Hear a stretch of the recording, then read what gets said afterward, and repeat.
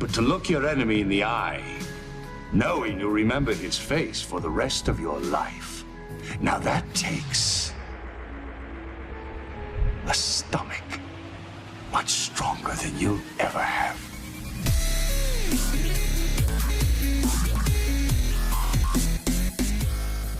Hello ladies and gentlemen, and welcome to episode 2 of Modders on Modding, and we are lucky to be joined by I Am Sancho, the Sins of the Prophets team today. Hello, I Am Sancho. Hey, how's it going?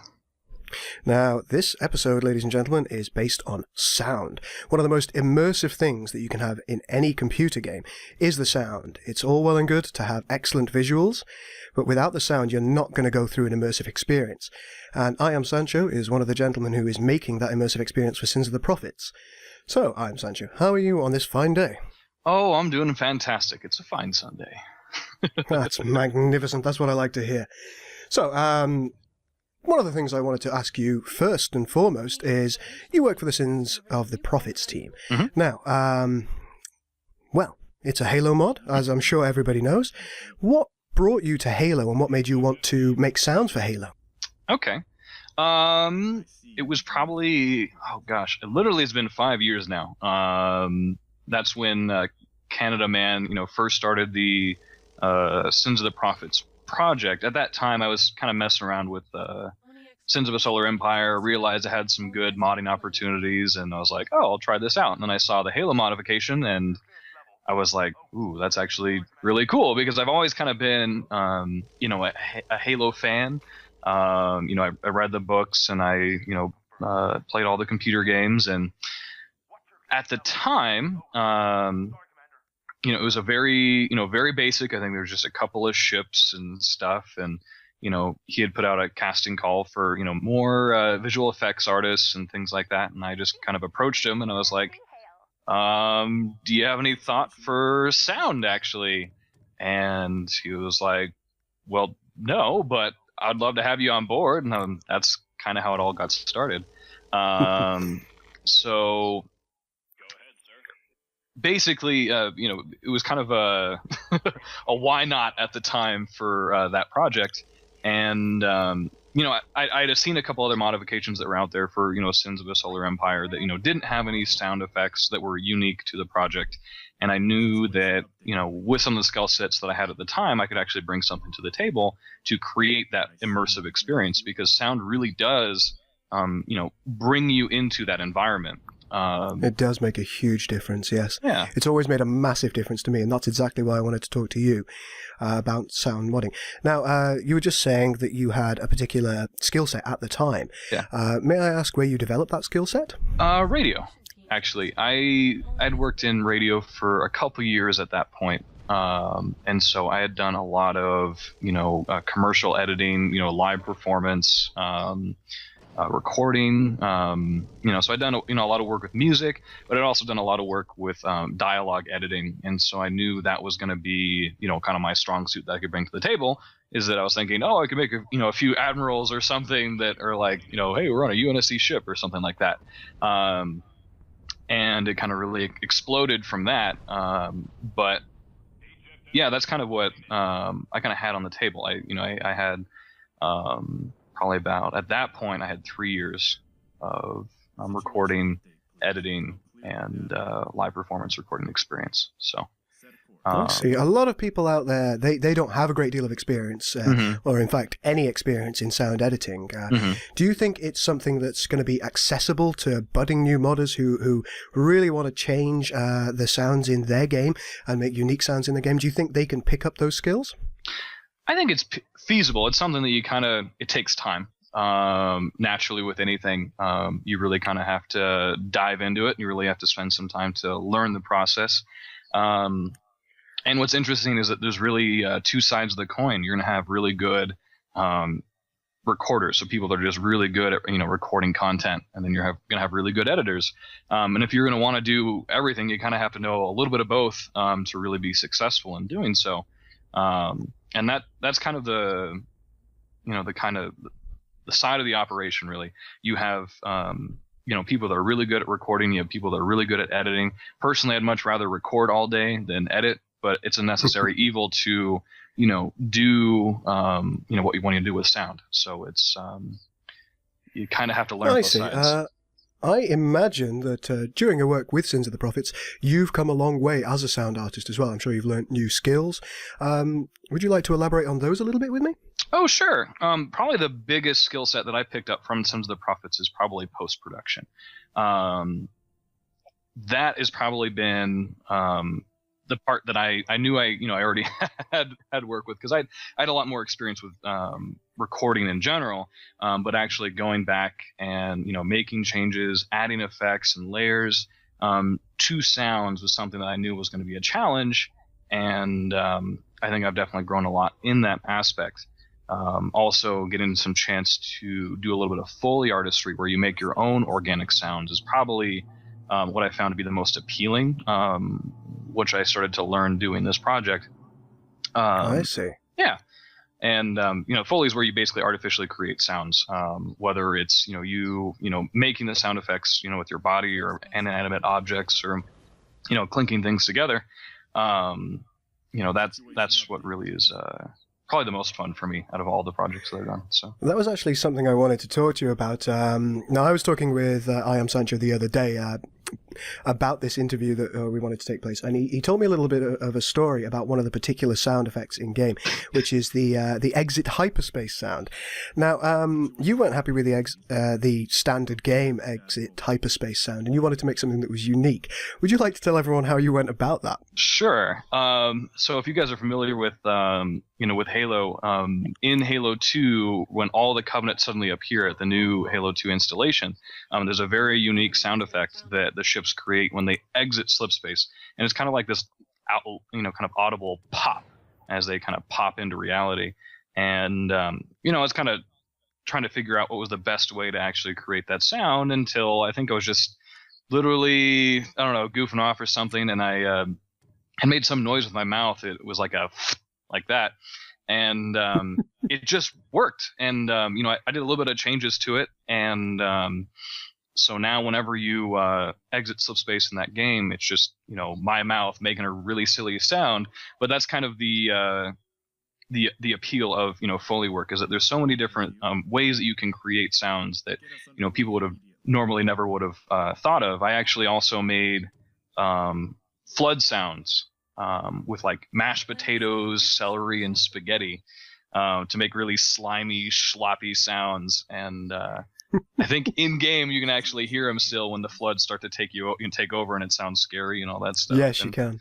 Yeah, so it's kind of fun, to make stuff like that. I think that's probably the most enjoyable aspect of doing post production, is when you can find an avenue to create Foley sounds. So. Indeed. And here, ladies and gentlemen, are a couple of those sound effects in game.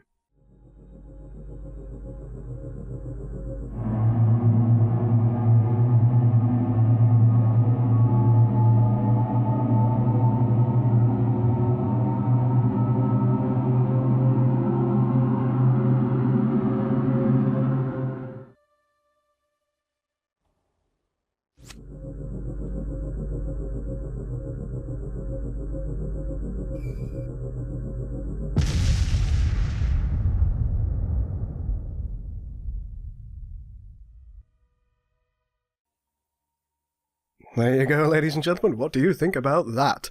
And that is all I Am Sancho actually creating those sound effects using items he had around his house, effectively. So don't be afraid to experiment. If you are trying to create a new sound, don't be afraid to experiment. Make a sound and then work out how you want to edit it, work out how you want to change it. There are various programs you can use to do that. A lot of people use Audacity. It's something that I use relatively heavily myself. Mm-hmm. In addition to that, there's a particular program that you use, isn't there, I Am Sancho? Yeah, I mean, this is probably from my experience working in radio. I mean, you can actually use Adobe Audition for a lot of the things that you're doing if you're working on a computer game. It's free right now, so you can actually get it from Adobe's website, or I think there's now mirror sites in which you can actually pick it up. But Adobe Audition 3.0 should be free to the public because of, I think it was like licensing issues or something like that. Like they didn't want to pay to maintain the server that kept the license up to date. So they actually released Adobe Audition for free, and that's actually where I do the vast majority of my work on the game. And I think before that, I actually used Cool Edit Pro, which was like another free version of Adobe Audition. It just didn't have the Adobe title. At work, you can also use, or at the time for me when I was working in radio, I'd also use Pro Tools. Pro Tools is very expensive.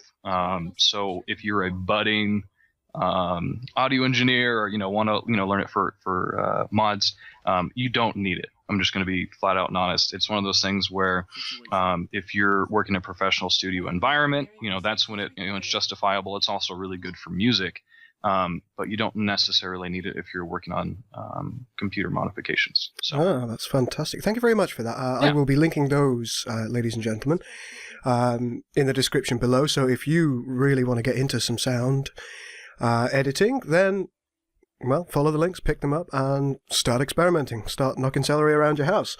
Okay. Now, we've actually, one of the questions I did want to ask you is, do you prefer the voice work or the technical sound aspects? I think you've covered that mainly, but one of the things that you do very beautifully in Sins of the Prophets is the voiceover work. Yeah, I think it's a lot of fun, especially on a modification, level when you're basically doing it for fun. Basically, there's a whole bunch of different ways you can organize it. You can have people from the internet that send you their voiceover takes. I think actually some of my funnest experiences have been with just like friends or coworkers, inviting them over to my house or to the studio that I worked at, and hey, here's a 6-pack. Let's do some recording. So we just have a great time, and I think that's kind of how my blooper reel kind of came about, is that we would just goof off in front of a microphone and eventually we'd get something good. Dialogue and vocal recording always inherently is silly and fun. Whenever there's a microphone in front of people, they usually just have a grand old time. Yes. I mean, I've got a blooper reel of myself talking that's it's as long as my arm. It's absolutely terrible, and I will never release that to the public because it usually ends up with me being unable to speak entirely. I'm just going to play a couple of the voiceovers from the game, and then we'll have a quick chat about them, if that's okay. Here we go, ladies and gentlemen.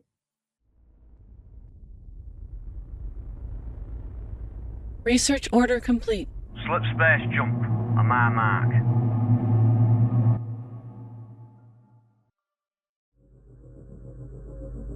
Fear my grunty claws! Spook ready! Don't hurt me! Spooky! Is the demon here?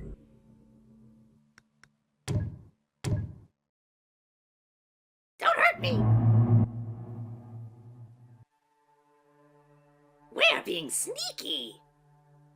Wait, where are we going? We're being sneaky! That you can hear there, that is the Covenant scout ship, and that is a grunt speaking there. I'm sure you're all familiar with it. Now, the Covenant scout there, what actually made you come up with that? What made you think, this is a good idea?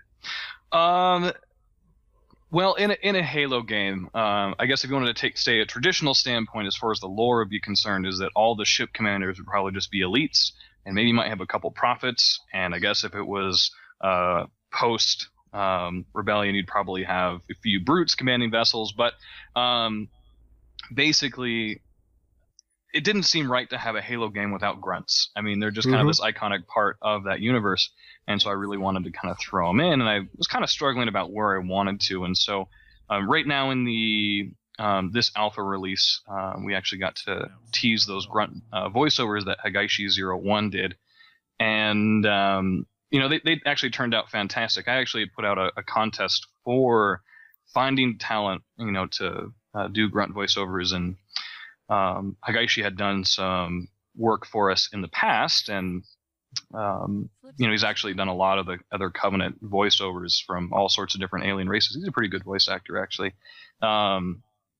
And everyone had actually submitted their dialogue work with their own, post effects, pitching their voice higher or whatever. And he actually submitted his as is, and, it was kind of close. But I was reviewing it with, two of the other guys that I work with in my department, and we realized that he hadn't done anything with his voice, and so I just kind of sat down for a little bit and did some tweakings with it. I did some stretching. That's usually what I like to do when it comes to lowering pitch. When I first started, I did actual pitch bending, and that's when you actually either condense or speed up the voiceover to make it sound lower or higher. But at the same time, you actually lose quality because you're actually now affecting the time frame of the voiceover. But now Adobe Audition has a really nice effect where you can actually just stretch it, preserve the time frame, but actually get the lowered or raised pitch. And so that has made the Covenant in general a lot easier to do, because you have the elites that are a lot lower voiced and the brutes that are a lot lower voiced. And so basically did the exact opposite effect on that voiceover, and that's how I got that grunty effect. And so I'm pretty excited with how it turned out, and I think I'll probably use it for other stuff down the road. I certainly hope so. I mean, the first video I did where I played as the Covenant, which is a little while back now, I'm not doing very well in that playthrough, by the way. I'm getting absolutely smashed. As soon as I clicked on one of those Covenant scout ships, I must have spent 3 or 4 minutes incapacitated because it was just too funny. I couldn't cope with it. So that was great work, and that got me into the feel of Halo, because Halo isn't Halo without those grunts, and I'm so glad that you chose to include them in some way. Yeah, well, it also adds a lot of humor, and I think the Halo universe, as serious as some of the storylines are, and humanity is dying and aliens are wiping us all out, there's actually a surprising amount of humor throughout those games, and I wanted to kind of encompass that with some of the dialogue options. And so a lot of the writing was a blast, trying to come up with entertaining lines or finding ways that would be entertaining for the players. So it was more than just a commander saying, "Yes, sir, going there." It actually felt like there was some life, in these ship commanders and stuff. So that's right, yeah. And you've done that with other vessels as well, haven't you? I'm just going to play another soundbite, and the soundbite I'm going to play is a UNSC ship, which you've given a different accent. So you've kind of you've brought the whole world together for the UNSC, which I really, really liked. And here's the soundbite now. Soundbite now, ladies and gentlemen. Destroyer ready for duty. Destroyer reporting. Reporting. What do you need? Destroyer reporting. You got it. Da. I'll get there. There you go. The drunken Russian strikes again. Russian strikes again.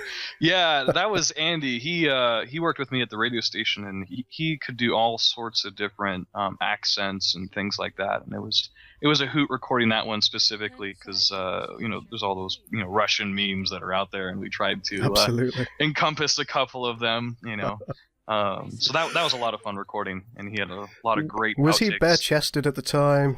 Riding a bear.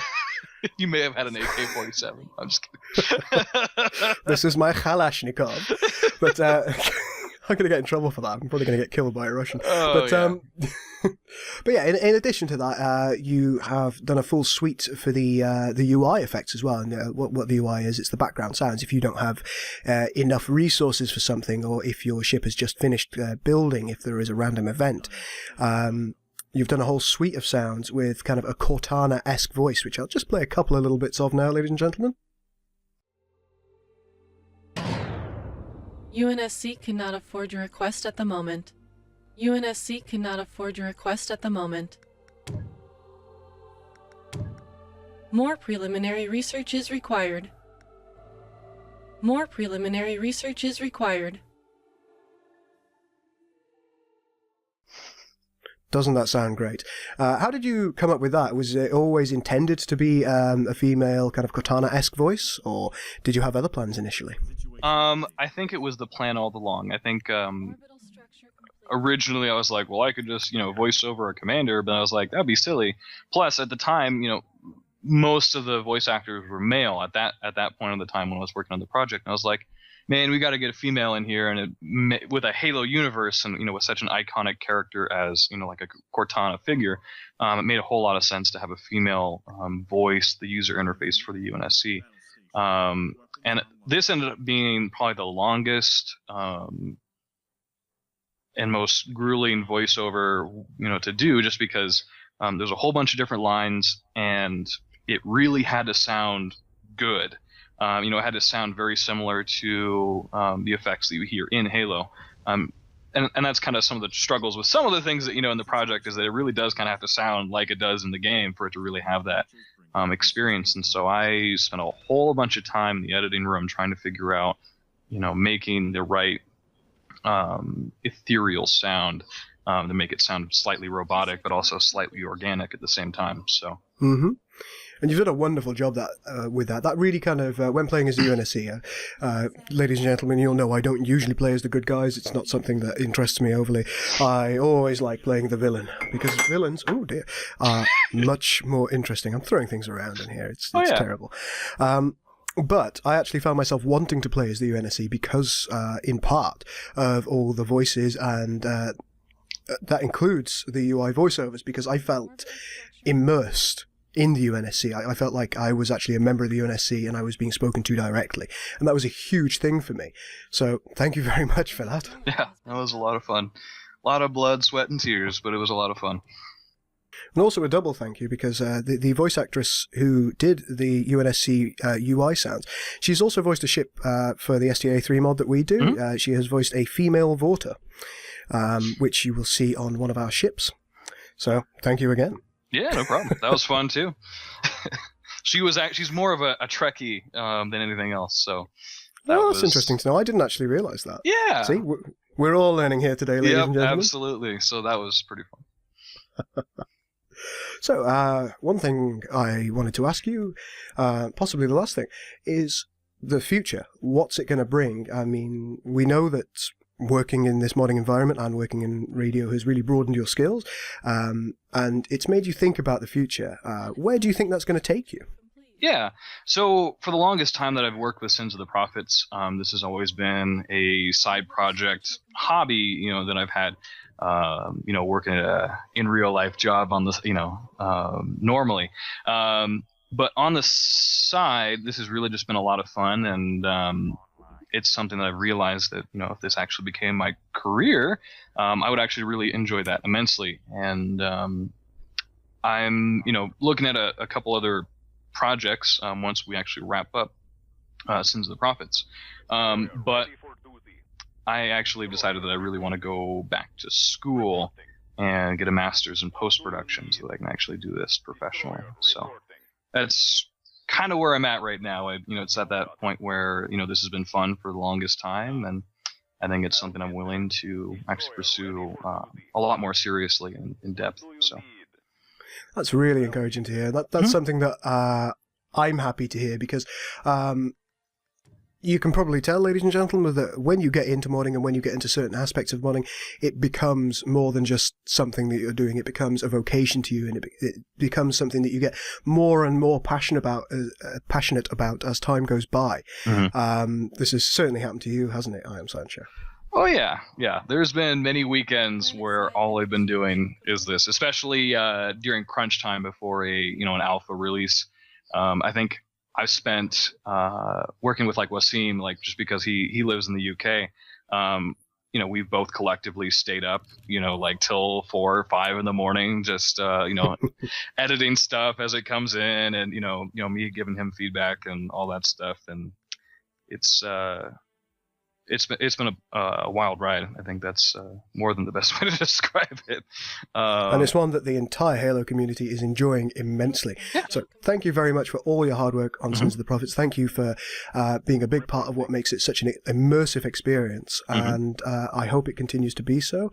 Do you have any future plans? This is something that I wasn't going to talk about, but I'm going to ask you. Do you have any future plans for perhaps other races that might be going into Sins of the Prophets?